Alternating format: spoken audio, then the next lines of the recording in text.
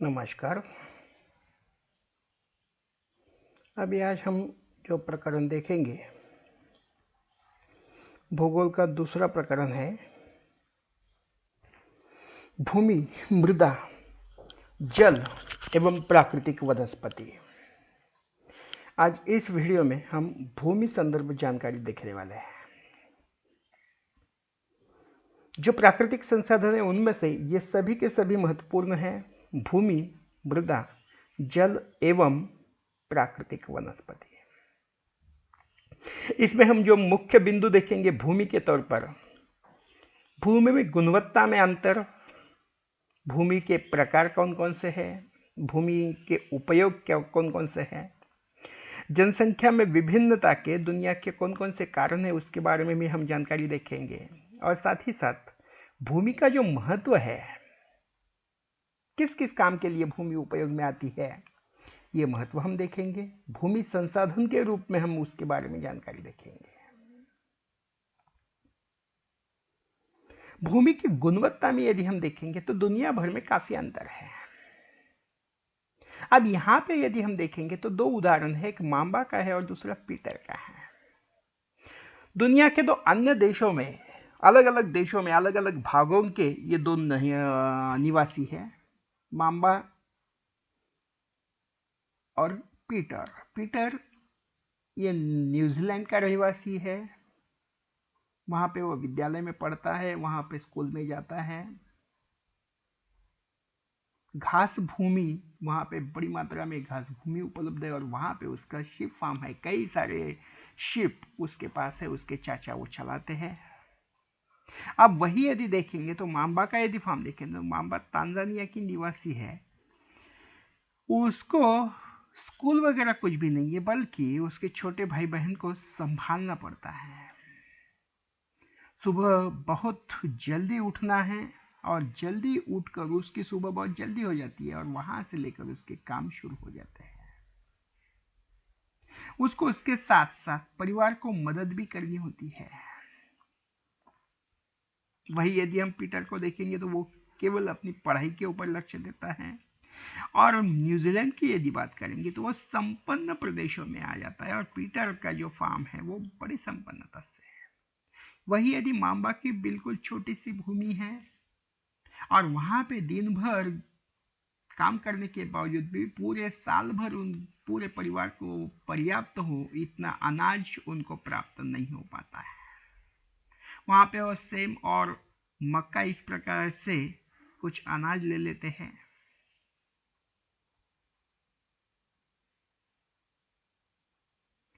अब यदि हम यहाँ पे देखेंगे तो इसमें क्या क्या अंतर है। यदि हम पीटर का फार्म देखेंगे तो वहां पे कई सारी शिप उसके पास उपलब्ध है और वहां पे वुल प्रोसेसिंग फैक्ट्री है, शिप फार्म है वहां पे। वहां पे जो खेती होती है न्यूजीलैंड में वो बिल्कुल साइंटिफिक तरीके से चलती है, अत्याधुनिक तकनीकी वहां पे इस्तेमाल होती है और वहां पे जो जो भी अनाज लिए जाते हैं वो ऑर्गेनिक फार्मिंग के द्वारा लिए जाते हैं। वही यदि हम यहाँ पे तांजानिया का जो उदाहरण देख रहे हैं, बिल्कुल रॉकी लैंड है और वहां पे एक छोटा सा भाग उसकी छोटी सी खेती है, यहाँ पे वो मेज और बीन्स वगैरह उस प्रकार से कुछ पदार्थ वो उगाते हैं। अब भूमि के प्रकार कौन कौन से हैं हम यदि देखेंगे तो भूमि के दो प्रकार के प्रकार होते हैं, एक निजी भूमि है और दूसरी सामुदायिक भूमि है। जिसको हम एक किसी मालकी की भूमि होती है, व्यक्तिगत जिसकी जिसकी मालकी होती है, वहां पे हम उसको कहते हैं इंडिविजुअल्स या निजी भूमि। और जो कई सारे लोगों के काम की होती है, सरकारी होती है या फिर कॉमन पर्पस के लिए जो इस्तेमाल होती है, उद्देश्य से होती है, उसको हम कहते हैं सामुदायिक भूमि। तो इस प्रकार से भूमि के दो उपयोग है। जो निजी भूमि है वो एक आधे व्यक्ति के तौर पर होती है, व्यक्ति की होती है। सामुदायिक भूमि सभी लोगों की होती है।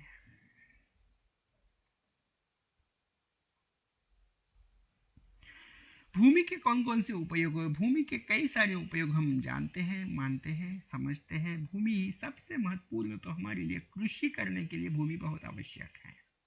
इसके बगैर हम जी नहीं सकते हैं, और इसके कारण कृषि के लिए भूमि सबसे आवश्यक है। उसके साथ साथ वन उसके लिए आवश्यक है। खनन विशेष, हम जो जो भी खनिज निकालते हैं उन खनिजों के लिए हमारे लिए भूमि आवश्यक है। इमारत मकान इसका निर्माण करने के लिए भूमि की आवश्यकता है। रोड एवं रेलवे के ट्रैक्स वगैरह डालने के लिए भूमि की आवश्यकता है। उद्योग स्थापित करने के लिए हमारे लिए आवश्यकता है। खेलने के लिए ग्राउंड उसकी आवश्यकता है। दुनिया में जनसंख्या में विभिन्नता है। हर जगह पे एक जैसी जनसंख्या नहीं है।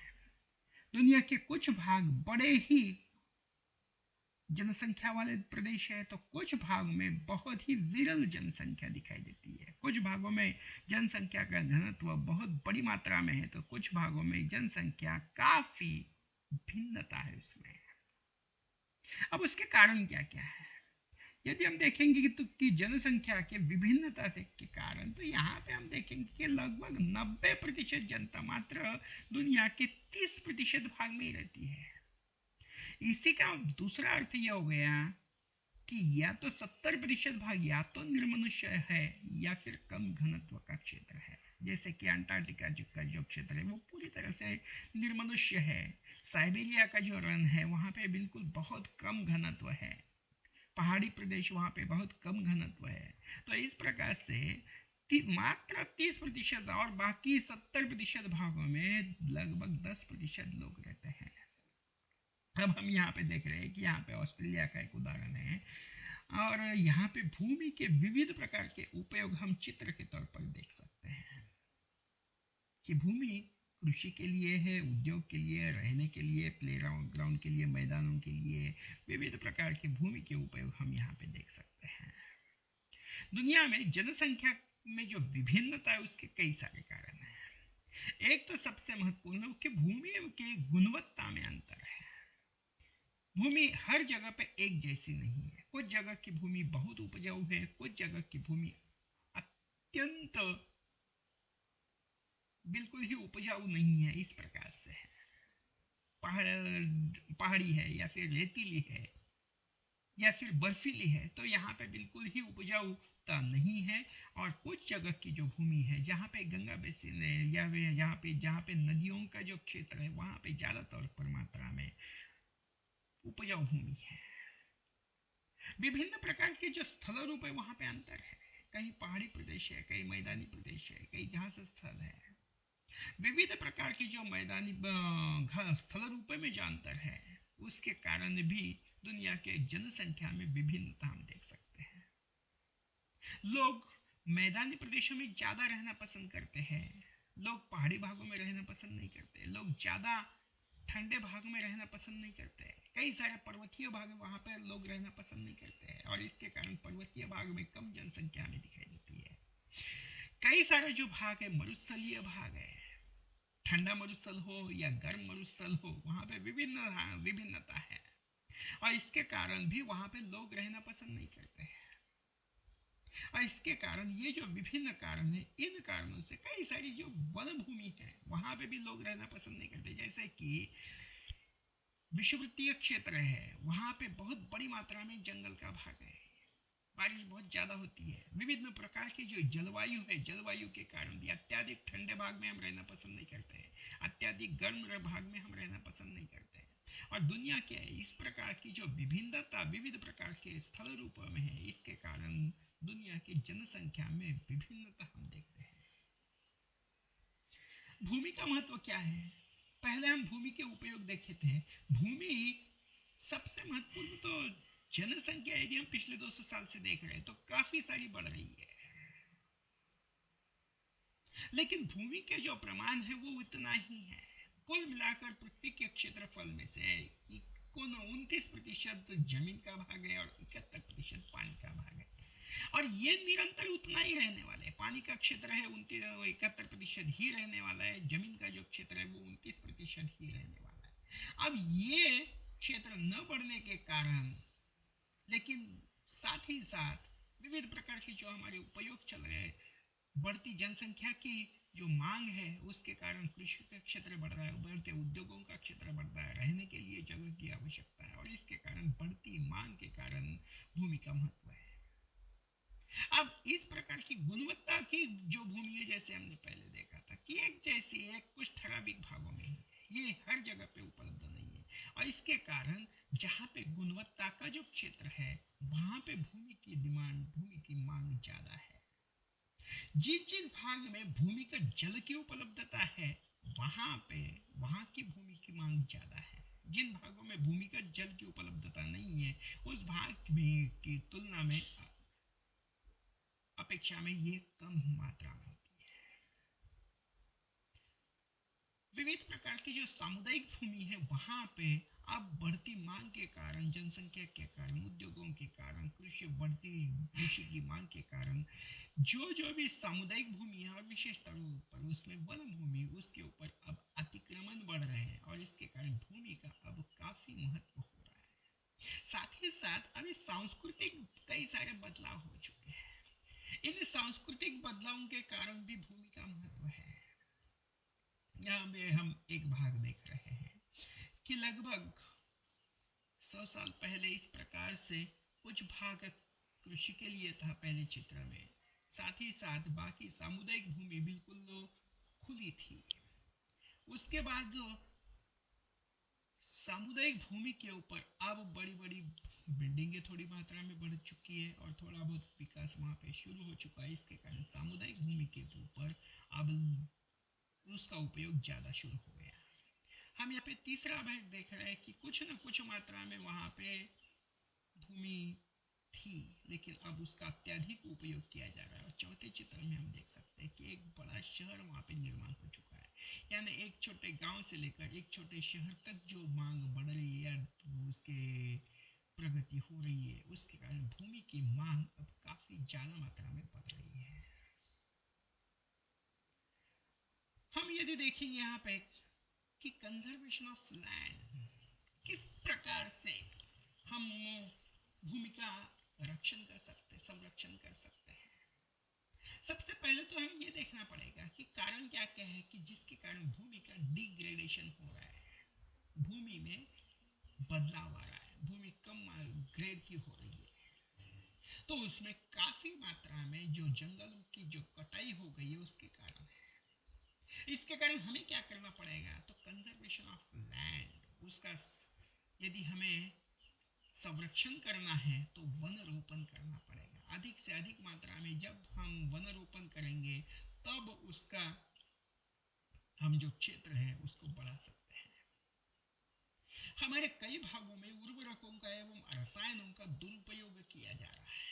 कई भाग में अत्याधिक उर्वरकों का प्रयोग, अत्याधिक रसायनों का प्रयोग, विषैले रसायनों का प्रयोग यहाँ पे होता है, और इसके कारण उसका प्रयोग रोकना ये आवश्यक है।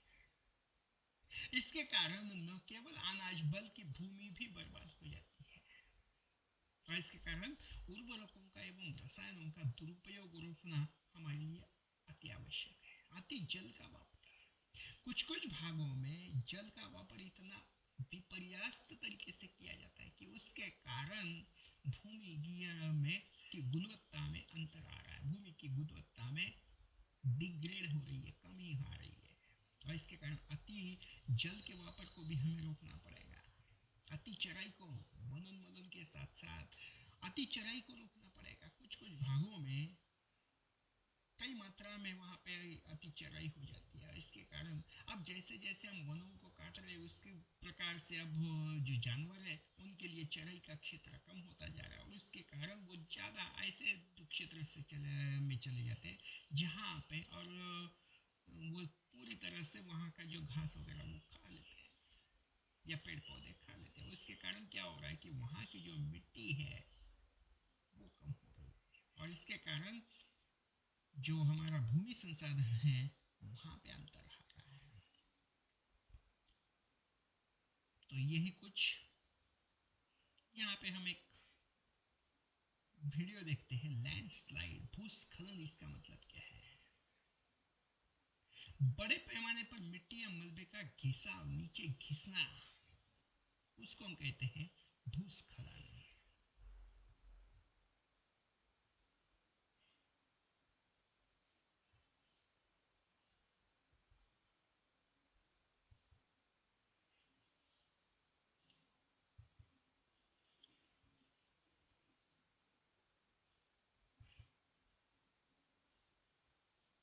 अब भूस्खलन को रोकने के लिए क्या कर सकते हैं?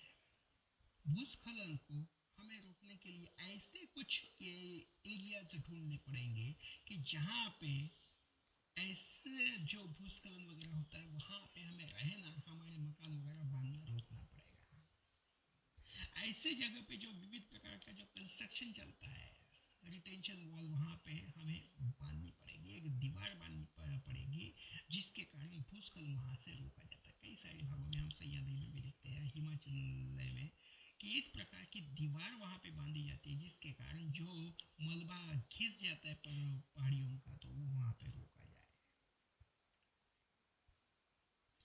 इंक्रीजिंग द वेजिटेशन कवर, जो हमारा जो वन का भाग है उसको बढ़ाना पड़ेगा। और इस प्रकार के जो लैंडस्लाइड हो जाते हैं तो उसको हम इस प्रकार से फिर रोक सकते हैं। The surface drainage control works are implemented to control the movement of landslide along with rainwater and spring floods। जहाँ जहाँ पे इस प्रकार का जो बड़ी मात्रा में जहाँ पे रेनफॉल होता है, बारिश होती है, उस क्षेत्र में ज़्यादा मात्रा में लैंडस्लाइड हो जाते हैं। तो ऐसे क्षेत्र को ढूंढकर वहाँ पे उसको कंट्रोल करना पड़ेगा, तब जाकर हम भूमि संसाधन का बचाव कर सकते हैं। अब भूमि संसाधन के संदर्भ में एक एक्टिविटी कि आप अपने जगह पे जिस प्रकार से विविध प्रकार की जो भूमि है उसको ऑब्जर्व कीजिए, और वहाँ पे किस प्रकार से मिट्टी है, वाटर अवेलेबिलिटी है, पानी के स्रोत आपके इलाकों में है, उसको ढूंढकर उसके बारे में आप चर्चा कर सकते हैं। हम अगला भाग देखेंगे अगले वीडियो में।